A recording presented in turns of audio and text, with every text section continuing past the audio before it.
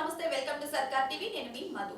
ప్రస్తుతం తమిళనాట hot topic గా మారిన టాస్మాక్ లిక్కర్ కుంభకోణంలో యంగ్ హీరోయిన్ కయాదు లోహర్ కు సంబంధాలున్నాయనే వార్తలు గుప్పుమంటున్నాయి. ఈ స్కామ్ తో సంబంధం ఉన్న కొందరు వ్యక్తులపై ఎన్ఫోర్స్మెంట్ డైరెక్టరేట్ అధికారులు దాడులు నిర్వహించిన సమయంలో కయాదు లోహర్ కూడా రెడ్ హ్యాండెడ్ గా దొరికిపోయిందని ప్రచారం జరుగుతుంది. ఈ వార్తతో తమిళ సినీ ప్రేక్షకులు దిగ్భ్రాంతికి గురవుతున్నారు.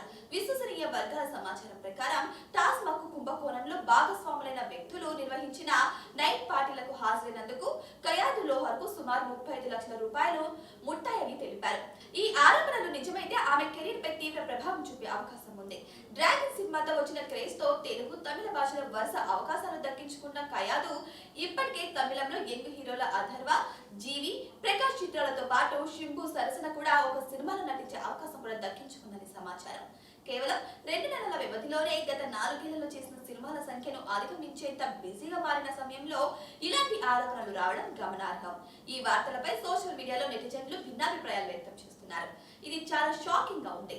తమిళ పరిశ్రమ కూడా నెమ్మదిగా అవినీతిమయం అవుతుంది అంటూ కొందరు కామెంట్స్ చేస్తున్నారు.